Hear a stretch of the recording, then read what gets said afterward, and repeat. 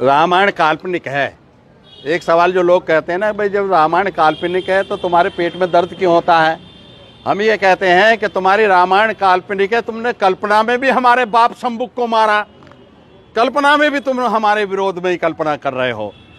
महाराजा रावण, अब सुन लीजिए, किताब है लंकावतार सुत्त, जो भारतवर्ष का ग्रंथ है, मगर यहाँ से प्रतिक्रांतिवादी लोगों ने उसको जला दिया था। जो धर्म द्वेषी थे, हमारे धर्म से द्वेष करते थे, उन्होंने उसको जला दिया। मगर हम धन्यवादी हैं तिब्बत के कि वो ग्रंथ वहाँ मिल गया।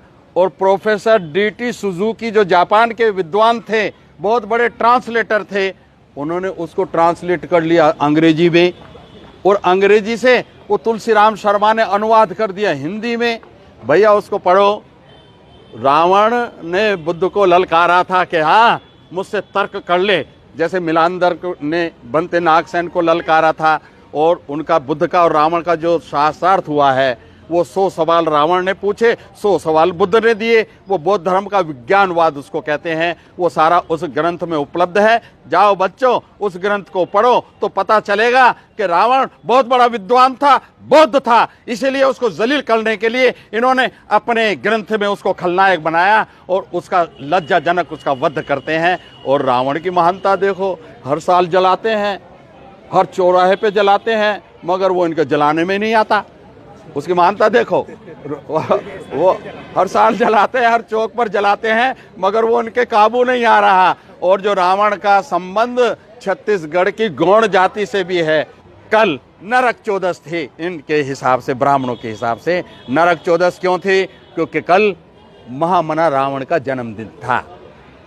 कल मुख्यमंत्री के पिताजी नंदराम बघेल जी ने महाराजा रावण की जयंती बड़ी धूमधाम से मनाई है। और रावण जलाने वालों पर छत्तीसगढ़ में FIR किए गए हैं। ये इतिहास बदल रहा है, इतिहास को मीडिया के माध्यम से कुंद किया जा रहा है। और आप जैसे बच्चे जो ये कैमरे लेकर आए हैं ना, और समाज के अंदर ये संदेश जब जाएगा तो लोगों को पता चलेगा कि हमारे महापुरुष कौन थे। ये जो रावण को जलील करते हैं रामायण में, वो रामायण का रावण काल्पनिक है, मगर वो इन्होंने रावण हमारे सम्राट अशोक का बनाया है। डॉक्टर राजेंद्र प्रसाद की एक किताब आ रही है सम्यक प्रकाशन से, अगले महीने तक शायद वो आ जाएगी। उसका नाम है बौद्ध सभ्यता।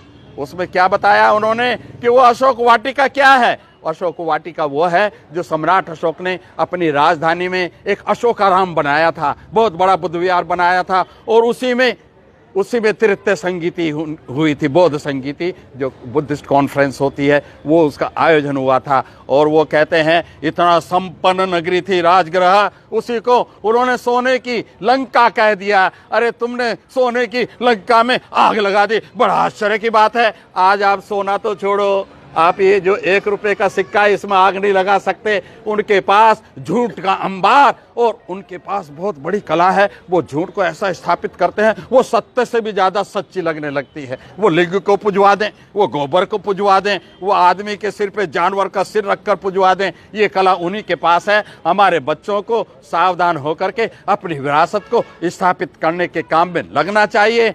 रावण हमारा नायक है। रावण का भी बहुत जल्दी, अभी आपने देखा होगा ना, इस बार हमने पोस्ट डाली है, उसमें रावण का चित्र हमने लगाया है। मगर खुशी हमें इस बात की है कि वो छत्तीसगढ़ में जो कल रावण की जयंती मनी है, वहां पर उस चित्र का उन्होंने इस्तेमाल किया, अपनी पोस्ट में उसी चित्र का इस्तेमाल किया। बहुत जल्दी आपको ना केवल महामना रावण का बल्कि महिषासुर का भी पोस्टर मिलेगा, उनका साहित्य मिलेगा। हम अपने महापुरुषों को घर घर तक पहुंचाने के जिस काम में लगे हैं, किसी पर एहसान नहीं है। और ये मैं कोई बहुत बड़ा काम भी नहीं कर रहा हूं, वो हर एक व्यक्ति चाहे तो कर सकता है। मगर मुझे एक संतोष है कि मैं बाबा साहेब डॉक्टर अम्बेडकर का कर्ज तो नहीं उतार सकता, वो उतर भी नहीं सकता, मगर उनके प्रति मैं ईमानदार रहूं, ये मेरी सबसे बड़ी दौलत है।